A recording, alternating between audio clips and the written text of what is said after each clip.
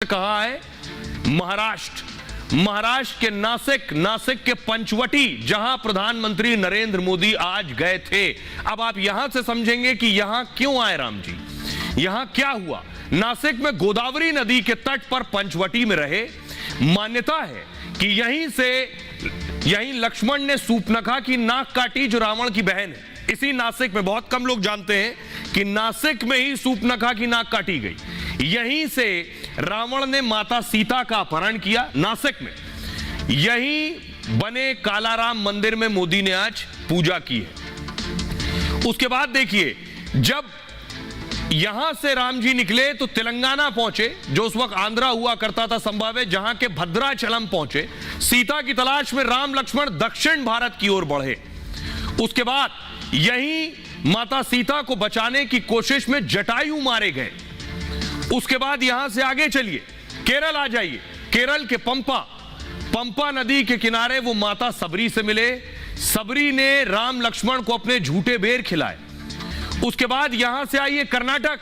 अभी तक हनुमान जी की एंट्री नहीं हुई है। यहीं पहली बार कर्नाटक के हम्पी में पहली बार राम जी, हनुमान जी और सुग्रीव से मिले थे। और माता सीता की तलाश में वानर सेना भी साथ आ गई थी। और उसके बाद अब चढ़ाई करनी थी लंका पर। यहां से पहुंचे रामेश्वरम, तमिलनाडु। यही है राम सेतु। सीता जी की तलाश में समुद्र के आखिरी छोर पर पहुंच गए। मान्यता है कि यहीं से वानर सेना ने राम सेतु बनाया था, जिसके सहारे राम जी और उनकी सेना रावण के पास पहुंची। अब बारी थी श्रीलंका पहुंचने की। लंका में राम और रावण की सेना में भीषण युद्ध हुआ। 84 दिन के युद्ध के बाद राम जी ने रावण का वध कर दिया। लंका विजय का अभियान पूरा कर वो वापस लौटे हैं। इस बीच जो नासिक आया, प्रधानमंत्री उसी नासिक में थे। अब आप समझिए नासिक में होने की पीछे वजह, रावण ने यहीं से सीता जी का अपहरण किया। यहीं से कहानी लिखी गई कि अब रावण की लंका दहन होगी और रावण मारा जाएगा। प्रधानमंत्री उसी नासिक पहुंचे थे। अब मैं आपको बताऊं, प्रधानमंत्री उस नासिक के पंचवटी पहुंचे। पंचवटी की तस्वीर मैं आपको दिखाऊं, यह है पंचवटी। पंचवटी क्योंकि 5 वट वृक्ष है, इसलिए इसे कहते हैं पंचवटी। पंचवटी की खासियत बताऊं, और जिस मंदिर पहुंचे, क्योंकि पीएम को 22 तारीख को प्राण प्रतिष्ठा के लिए जाना है। अब मैं आपको बताऊं पंचवटी की खासियत। राम मंदिर की प्राण प्रतिष्ठा से 10 दिन पहले मोदी ने बहुत खास पूजा की। अयोध्या से पहले मोदी ने महाराष्ट्र के कालाराम मंदिर में पूजा की। कालाराम मंदिर नासिक शहर के पंचवटी इलाके में है। गोदावरी के किनारे 5 बरगद एक साथ हैं, जिन्हें पंचवटी कहते हैं। मान्यता यह है कि वनवास के दौरान श्री राम, लक्ष्मण जी, सीता जी यहां रुके थे। यह कालाराम मंदिर नासिक में भगवान राम की उसी याद को समेटे हुए। मंदिर में श्री राम, माता सीता और लक्ष्मण जी की 2 फीट ऊंची खड़ी प्रतिमाएं, काले पत्थर से बनी दुर्लभ मूर्तियों को देखने यहां हजारों लोग आते हैं। मान्यता यह है कि यहीं पर लक्ष्मण जी ने सूर्पनखा की नाक काटी थी। इसके बाद रावण ने कई राक्षसों को हमले के लिए यहां भेजा था। दावा है कि रावण ने करीब 14,000 राक्षसों का वध किया। तब बौखलाए रावण ने छल से माता सीता का अपहरण किया था। मतलब राम और रावण युद्ध की असली शुरुआत यहीं से हुई। इसलिए भी काला मंदिर का विशेष महत्व और पहचान है। माना यह जा रहा है कि मोदी ने इसलिए यहीं से अनुष्ठान शुरू किया। करीब 250 साल पहले बने मंदिर और मूर्तियों की एक और कहानी है। ये वही मूर्तियां हैं जो इस मंदिर में रखी हैं। पहले शायद ही आपने राम जी की काली प्रतिमाएं देखी हूं। इस मंदिर में काले रंग की प्रतिमा। Do you have the courage to make? रंगारू ओडेकर नाम के व्यक्ति के सपने में श्री राम आए। सपने में उसने गोदावरी पर भगवान राम की काले रंग की मूर्ति दिखी और उसकी नींद खुली तो नदी के किनारे उसे सच में काले रंग की राम जी की मूर्ति दिखी। उस मूर्ति को वहीं पर रखकर उसने कालाराम मंदिर का निर्माण कराया। इस भव्य मंदिर को बनाने में करीब 12 साल का वक्त लगा और रोज करीब 2000 कारीगर और मजदूर काम करते थे इसमें। आइए अब आपको सुनवाता हूं, सुनिए जरा प्रधानमंत्री नरेंद्र मोदी को वो क्या कह रहे हैं इस मंदिर पर। नासिक पंचवटी की इस भूमि में प्रभु श्री राम ने काफी समय बिताया था। मैं आज इस भूमि को भी नमन करता हूं, श्रद्धापूर्वक प्रणाम करता हूं। मैंने आह्वान किया था कि जनवरी तक हम सभी 22 जनवरी तक हम सभी देश के तीर्थ स्थानों की, मंदिरों की साफ सफाई करें, स्वच्छता का अभियान चलाएं। आज मुझे कालाराम मंदिर में दर्शन करने का, मंदिर परिसर में सफाई करने का सौभाग्य मिला है।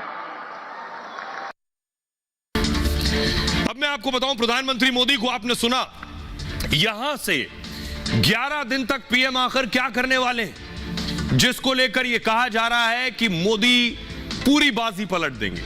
मोदी ने आज से 11 दिन का विशेष अनुष्ठान शुरू किया है और फिर नासिक में गोदावरी तट से अनुष्ठान की शुरुआत की है।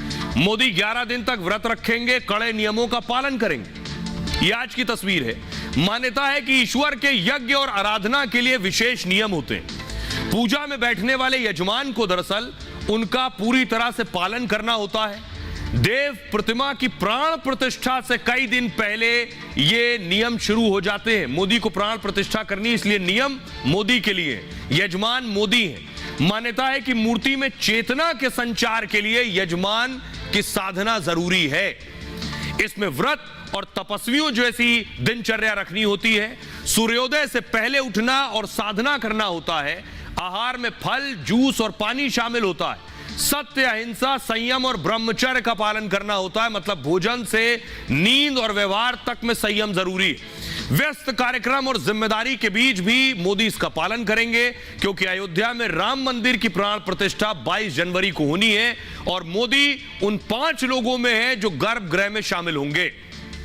यह है मोदी के 11 दिन की तपस्या। लेकिन आज प्रधानमंत्री नरेंद्र मोदी कालाराम मंदिर गए, नासिक गए, उसके बाद मुंबई गए। लेकिन इस बीच, इससे पहले प्रधानमंत्री नरेंद्र मोदी ने अपनी माता जी को याद किया। आज मैं आपको बताऊं पीएम मोदी को क्यों माता जी की याद आई। अपनी बहुत करीब रहे हैं पीएम मोदी हमेशा अपनी मां के। जरा सुनिए पीएम मोदी को। आज माता जीजाबाई जी की जन्म जयंती है। माता जीजाबाई जिन्होंने छत्रपति शिवाजी महाराज के रूप में एक महामानव को जन्म दिया था।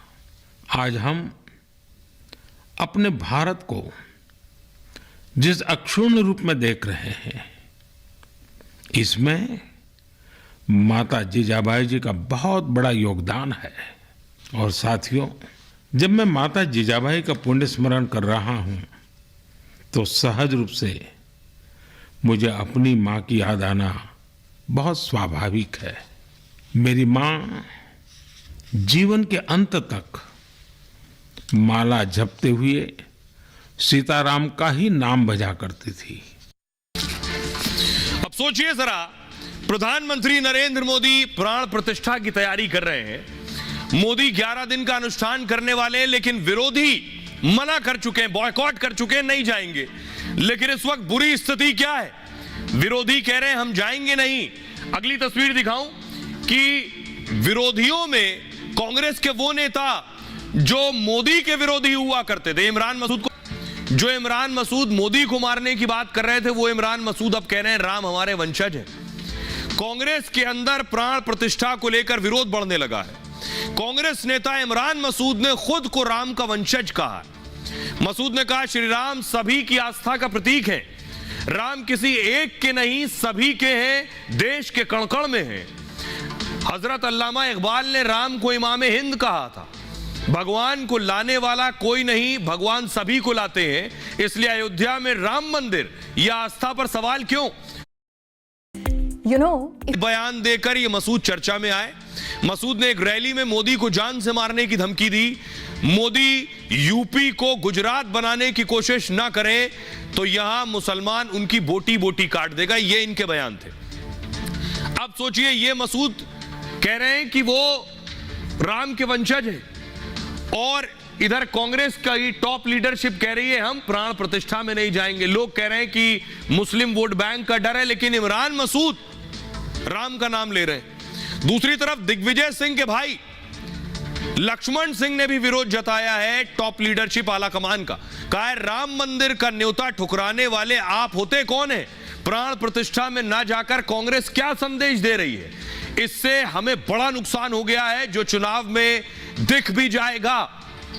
आप सोचिए, कांग्रेस के नेता ये समझ नहीं पा रहे हैं कि आखिर ऊपर जो टॉप सीनियर और आला कमान तथा कथित हैं, इनके सलाहकार कौन है, इन्हें कौन सलाह दे रहा है, और इनकी सलाह प्राण प्रतिष्ठा में ना जाने की कांग्रेस के लोकल लीडर्स, विधायक, राज्यों के नेता समझ रहे हैं इसका कितना बड़ा नुकसान होगा। सुनिए जरा इमरान मसूद को भी और दिग्विजय सिंह के भाई लक्ष्मण सिंह को भी।